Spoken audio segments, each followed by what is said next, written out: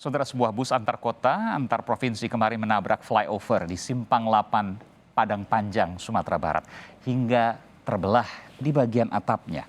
Dan saudara, hingga kini polisi masih mencari keberadaan pengemudi bus. Diduga akibat benturan yang sangat keras, bus yang menabrak flyover di Padang Panjang, Sumatera Barat ini rusak parah. Bagian atapnya terbelah. Dari penyelidikan diketahui bus dikemudikan oleh sopir pengganti. Diduga sopir tak mengetahui rute bus masuk ruas jalan yang tak boleh dilintasi kendaraan dengan ketinggian lebih dari 2 meter. Untuk sampai saat ini, supir yang mengendarai pada saat kecelakaan masih dalam proses penyelidikan dan masih kita upayakan untuk menemukan yang bersangkutan.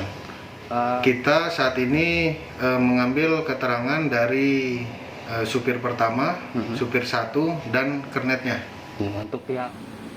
Kecelakaan juga mengakibatkan 17 penumpang luka-luka. Mayoritas penumpang mengalami luka di bagian kepala. Penumpangnya penuh, Bu? Waktu itu? Penuh lah. Mau kemana, Bu? Mau ke Jambi. Ke Jambi. Sekitar jam berapa, Bu, setelah Ibu? Dari mana? Ibu berangkat dari sana hari apa? Hari Sabtu jam 12. Ini kejadian sekitar jam berapa tadi, Ibu, setahu Ibu? Sekitar jam 6 Minggu. Ibu sekeluarga? Iya, sekeluarga. Polres Padang Panjang menegaskan sudah ada 2 rambu yang terpasang sebelum flyover, yaitu larangan melintas bagi bus dan truk. Tim Liputan, Kompas TV.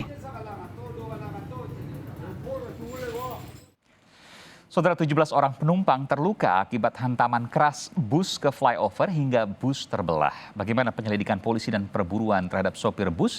Telah terhubung dengan Kabid Humas Polda Sumatera Barat, Komisaris Besar Polisi Satake Bayu Setianto. Selamat petang, Pak Kabid Humas, Pak Kombes. Selamat petang. Assalamualaikum warahmatullahi wabarakatuh, Bang.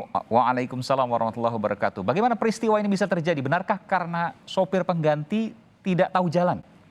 Ya, jadi kejadian itu memang terjadi pada hari Minggu kemarin sekira pukul 6.00, di mana bis dari arah Bukit Tinggi menuju ke wilayah Jambi. Kemudian memasuki area kota Padang Panjang. Nah, di sana memang ada supir bis itu atas nama Manalu dengan umur 33 tahun.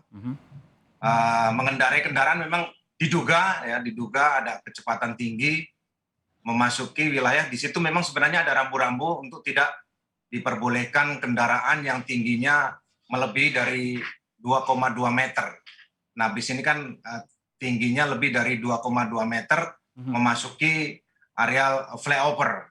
Dan pada saat itu terjadilah kecelakaan tunggal.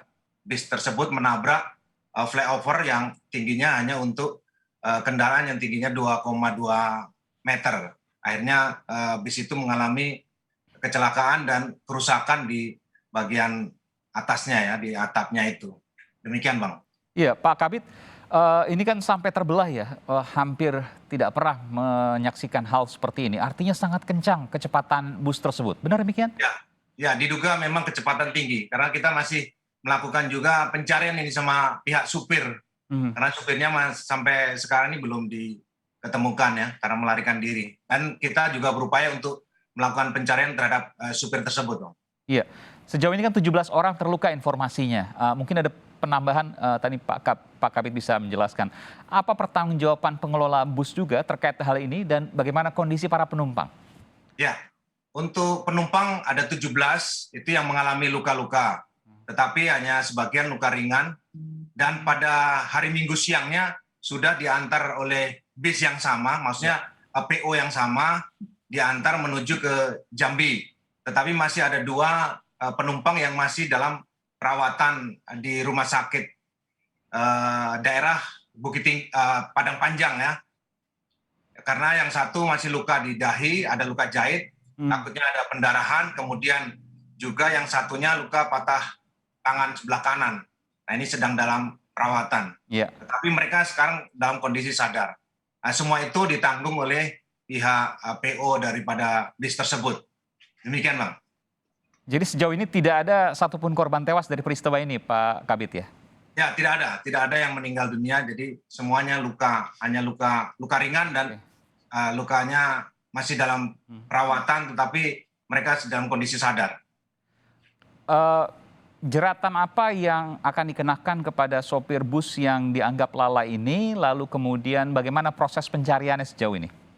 Ya, terkait dengan pasal yang dikenakan itu adalah Undang-Undang Lalu Lintas pasal 310 ayat 1 dan 2. Undang-Undang Lalu Lintas tahun 2009, ya, Bang. Dengan ancaman hukuman? Ya, ancaman kurang lebih 4-5 tahun. 4-5 tahun penjara. Dan proses pencarian masih terus dilangsungkan oleh jajaran kepolisian di Polda Sumatera Barat. Mudah-mudahan segera tertangkap dan kemudian mempertanggungjawabkan apa yang kemudian terjadi saat ini di Sumatera Barat. Nah, kita berharap kepada pengemudi apabila melihat atau menonton kejadian ini bisa menyerahkan diri kepada Polres setempat, karena kita sudah tahu identitasnya. Jadi lebih baik menyerahkan diri kemudian mempertanggungjawabkan apa yang sudah dilakukan. Demikian, Bang. Boleh disampaikan namanya mungkin, Pak Kabit? Yang bersangkutan bernama Manalu, umur 33 tahun, di mana pekerjaan memang sebagai supir, alamat Sibolga, Sumatera Utara. Demikian, Bang. Baik, terima kasih.